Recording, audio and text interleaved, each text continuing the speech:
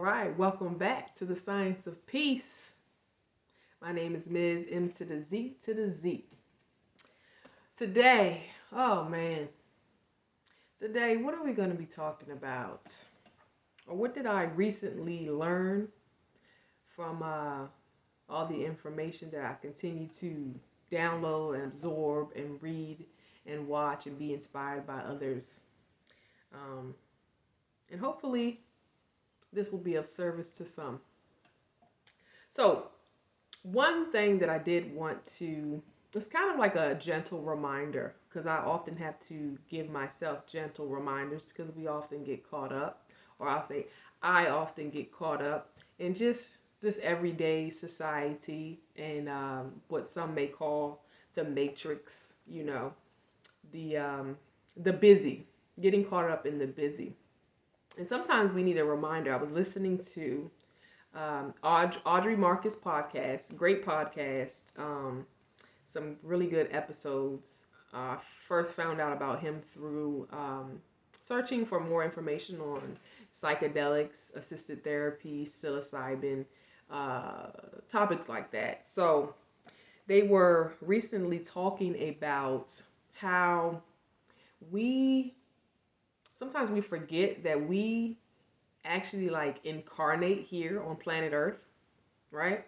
Just think about that concept. We incarnate here on planet Earth and we come and really the way I see it is that because we're traveling, like right now where we are traveling, I think sometimes we forget that we're on a planet, right?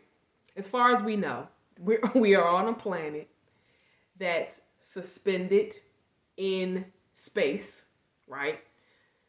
And we are rotating like right now. And we are literally floating in space on a rock. and a lot of us incarnate to come here on planet Earth for very specific reasons that we often forget. They call it the veil of amnesia because we come here on planet Earth and Earth is supposedly a low vibrational planet. When we left Source or God or Allah or whatever it is you want to call the great, the all, when we left the great, when we left the all to incarnate here on planet Earth, right? We needed our space suits so that we could survive on this planet, right? So that's our bodies. But we are not our bodies, right? We have a body. Because when this body is over and old and done with, right, and lays to rest, I do not, I, meaning I am, my spirit, my soul, does not just lay dormant, but actually will return back to source or whatever it is that you believe happens, right? And so we incarnate here in our spacesuits. And I like to say basically because we are traveling through time, right? You know what I'm saying? Each moment, like right now is the present. And then it was what I just said a few seconds ago is the past. And what I'm thinking about is the future, right? So it's all happening right now. Everything all at once. Everything all the time, all at once, right? And so I like to think of it like literally, I am a spaceship. Sounds crazy, right? You are a spaceship, right? And we're traveling through time right now. We incarnate in this time to planet Earth, in these spacesuits, spaceships, whatever. And sometimes we forget what it is we came to do, what is our purpose, I believe that we all come with a purpose, and hopefully we're using our gifts and our talents to pursue that purpose or to share that purpose, to inspire, to spark, right? And I think that sometimes we forget So as a gentle reminder here, what's the little joint? You know what I'm saying? Of of who you are, how powerful you are. Don't forget why you came. Don't get so caught up. Don't get so serious about life, that you forget to have fun and that you forget to tap in to those superpowers that you have. And many of us find our way through our experiences that we experience. You know what I mean? Everything that you experience in this lifetime is tailored for you to experience it, whether it's perceived as good or bad. You know what I mean? And so, but it's really, like I've said before, and we've heard many times before, that life is not happening to you, it's happening for you. So it's up to us, the great I am, to be able to be aware of what it is that this thing you're experiencing is trying to teach you. So there was this quote, right? And I have my book here for notes because I'm a geek, right? So there's a quote from the Navy SEALs, and the quote is, slow is smooth and smooth is fast, right? So sometimes we need to slow down and stop trying to rush everything. I know I'm guilty of that. I think that's part of the human experience. It's part of the ego, just wanting to hurry up and get to the finish line. But we all know, when you just take a look around at your life, you know that every time that you've hit a goal, what happens? It's on to the next. You know what I'm saying? Because and some of us don't even enjoy, or some of us are not present enough to even celebrate that victory, that goal that you hit, right? And we're just automatically on to the next, which is nothing wrong with being on to the next. That's part of the evolutionary process of being a human. That's part of our growth. But sometimes we're in such a rush to get to the finish line. We're trying to hurry, that you forget to be present and enjoy the journey, because the journey is where you do all the learning. And the whole point of us, incarnating here on earth, is for us to grow and to evolve. I mean, that's my perspective, right? And so for us to grow and evolve, we're going to have to enjoy the journey and actually be aware of what's happening on our journey. And when you try to force things to happen, and you're trying to rush through life just to get to that finish line, and then when you get to the finish line, you realize, well, that's not enough. I need more, which is fine. Like I said, it's part of the evolutionary process. But if you rush through life, you'll miss it. You'll miss all the great things that are happening around you, to you, for the others that are around you. So sometimes we just need to take a breath, and breathe and appreciate life and have gratitude for all that is happening right now, whether you see it as something bad, negative, or something good, positive, whatever it is. But take the time to appreciate and see what is good about it. What's the greatness about it? How can you shift your perspective about that thing? What is the universe trying to teach you? You know what I'm saying? What is it that your guides and your angels are trying to guide you to?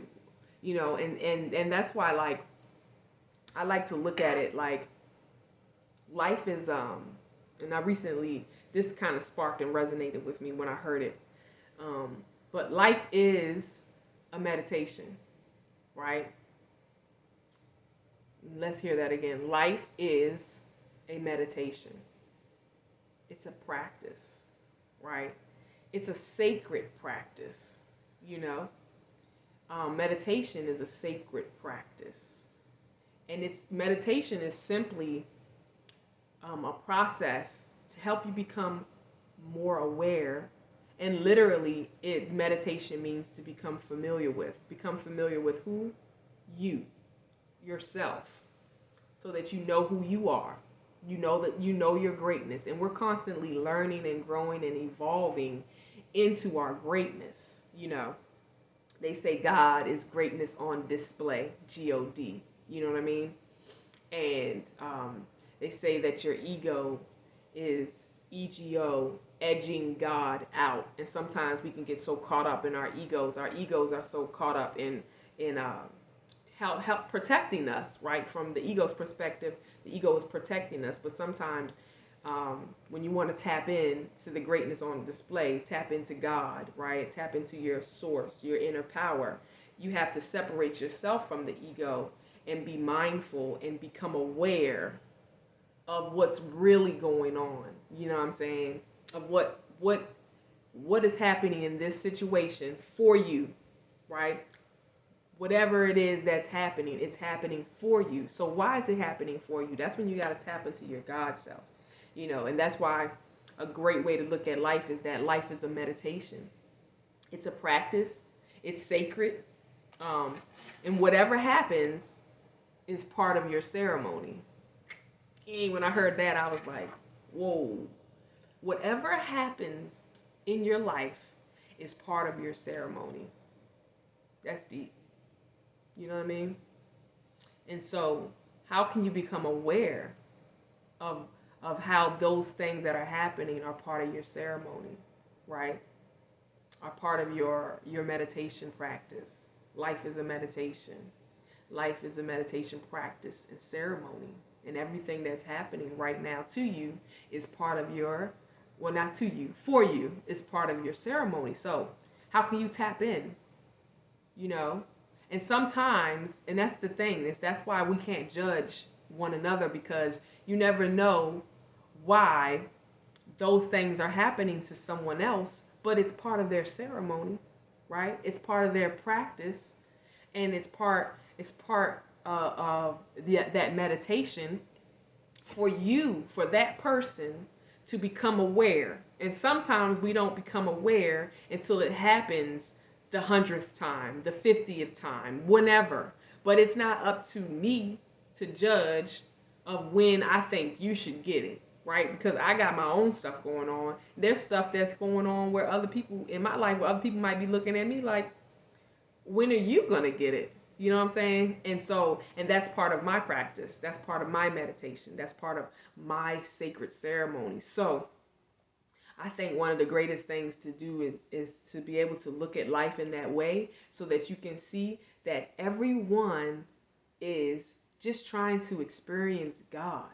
You know what I'm saying? Like, we're all trying to find our way to God. And it doesn't matter what it looks like to you, him, her, them, or they, because I'm trying to find my way to God. You're trying to find your way to God, and it's going to look different. You know what I'm saying? Because Source, God, each gave us a different job. You know what I mean? And my experiences that I have experienced in my past lives, like who I was then is who I am now.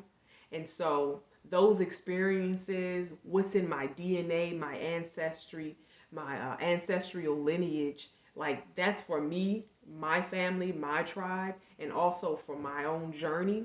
And so the things that I need to experience in this lifetime for my sacred ceremony are tailored to me. And the same thing is for you. So it's like, I can't judge because I don't know what that is for you.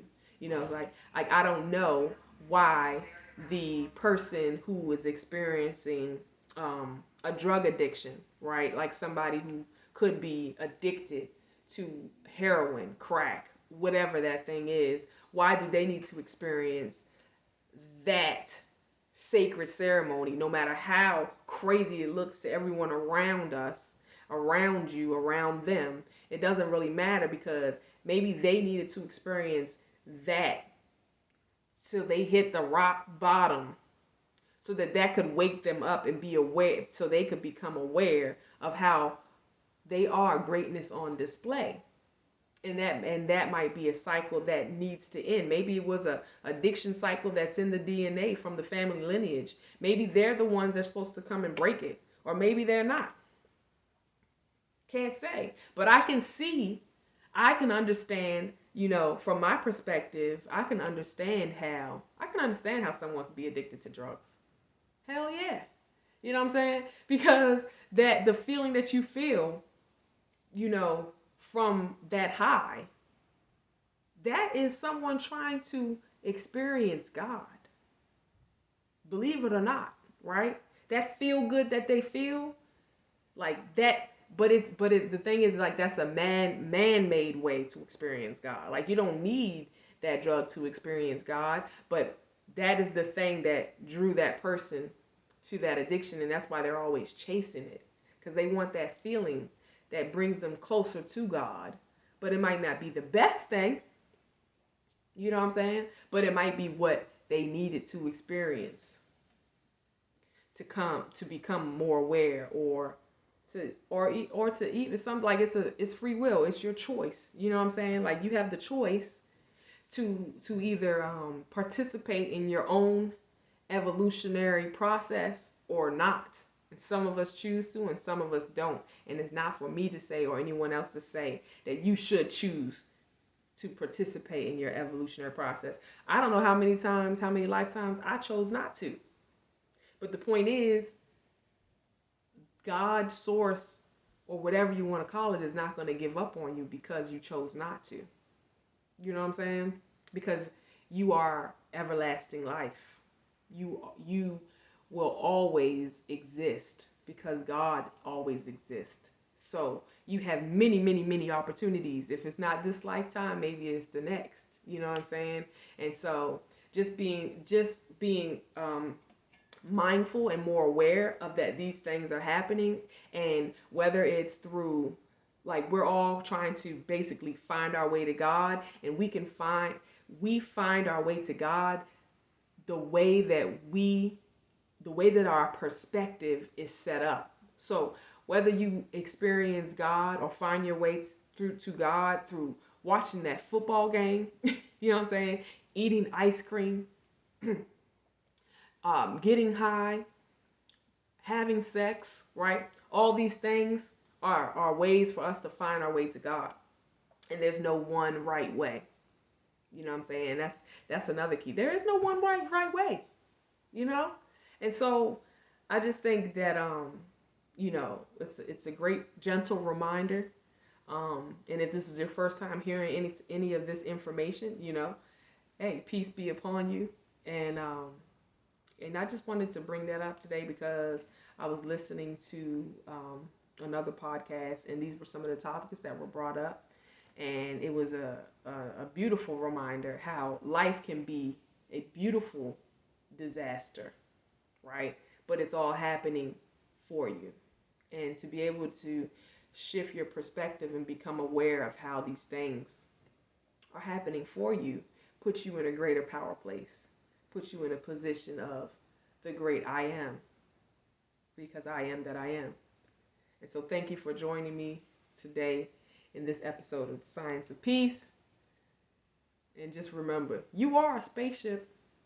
As crazy as it sounds, you are a spaceship. You are a creator. And you are powerful. Ashe. Peace, and I'm out.